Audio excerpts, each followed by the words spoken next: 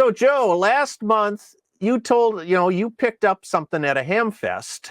October, wasn't it? Or was it a little bit later? November. It was in November. Yeah. So 2 months ago I did. So I'm going to kind of scroll back here. And the lovely state-of-the-art for 1939, folks, which is still state-of-the-art, Hallicrafters Sky Champion S-20R receiver. All right. This thing, let me tell you, not only does it do CW, it does AM as well. All the bands. All the bands. 47 megahertz. Right? And if you want something special, built-in speaker, try finding that someplace else. Collins, right? You got yourself ABC, BFO, and ANL. Now, I know what you're thinking, ANL. It's the noise limiter, right? Because there's a lot of noise coming from your neighbors. Got that right there. Makes it all go away. It's perfect. Great. Now, what would you pay for a beast like this brand new? Manufacturer's retail price, 1939, $49.99. Ooh. What do you think a guy like me paid for it at a ham fest? $50. So I told you what, this is an investment. There you go. 5 cents in 80 years on this, guys, which is more than what you'd make in interest rates over the past few years. So invest in some iron. Invest in some iron, friends. Michael, show those pictures. Oh, okay, we'll roll that. Footage. Bring that up. All right. So anyway, so this is the S-20R. I got this at the Hamfest 2 months ago. It was from a silent key, so we don't know where it came from, whatnot. I do not have a picture of the underside, but it is all original caps on it. So I just one night took a gamble, poured myself a cocktail. One night, fellas. Threw it on the Variac, and I brought it up slow over the course of about 2 hours. You can see my fluke meter in the corner there. That's a recording meter, so I could actually watch current over time on that, through that in series. Brought it up slowly up to 120 volts. And I got you, about 100 volts, and she popped to life. Hey. Lights came on. I got a little hum in there. I mean, it's got to be recapped. Absolutely, positively has to be recapped. Hayseed Hamfest out of Iowa. They are great for kits, for recap kits for all old radios. So I got caps on the way. I also want to thank, let's see here. I have another company I got to thank here. Antique Electronics Supply. I got a bunch of parts from them today as well. So this is going to be a project here over the next couple of months. So there'll probably be a video or two on it. Yep. But it did spring to life. I can receive the local AM stations all right. I got some shortwave stations like around 8-9 megahertz in there. The lower ham bands, 40, 80, there's no sensitivity and selectivity really on it right now because the caps are just so worn out.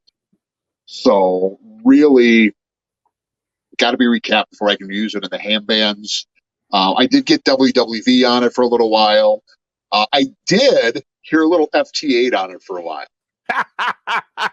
So I thought man, can I tap the IF off that? Run it in the computer and decode FT8? That would be cool, right? That would be cool. It's like running Linux on a dead badger. We'll take There's a look the at inside. That's where the magic is. So the tubes were pretty much, I don't want to say original. They were kind of a mishmash of different brands, but they were all there. Transformer works. There's one electrolytic cap on the top there, and it didn't blow up. So, praise be to God. there. Yeah. On that, so we brought it up slow enough. But go to the next picture, guys. This is right here. This is the money shot. Oh, that's electric sex right there. That's beautiful. The warm glow of tubes late at night down in the ham shack. That was right there. That was heartwarming. So I think 8 tubes or 9 tubes on that. She's definitely beat. This was an intermediate model, by the way, guys. So it was a really good seller for Hallicrafters up until through World War II. After World War II, they discontinued it right around 1945. Mm-hmm. So I guess maybe the interesting part is that it didn't get a lot of ham use out of it. Ah. Because after 1941, there was no hams couldn't transmit anymore. So it really was primarily a shortwave and broadcast AM receiver. But it can be used for ham for use. So my goal is just to get it up working electronically. The cabinet's probably about a 6 or a 7 out of 10. No dents, no major rust. Some little cosmetic issues here and there. The dials need to be replaced. The bandspread dial is just busted up. It's half gone. And the main tuning dial, I'm just going to replace them both. Yeah. And it's going to get in alignment. So we'll go over how to do an alignment on an old radio like this. Amp up asked, do I need any tubes? He also smell of electronics is like okay.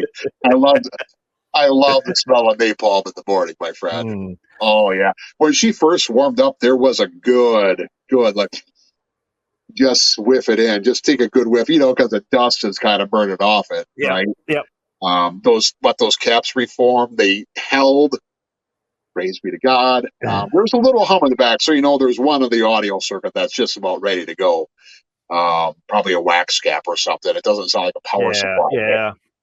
But I listened to the Packer game on it for a while. There you go. 550 SAU had the Packer game, and I cranked it on for a little while. That sounded great. Packers won. That was even better. Because you're listening to it on the radio. So well, I don't know. Recently, anytime I tune in, they just lose.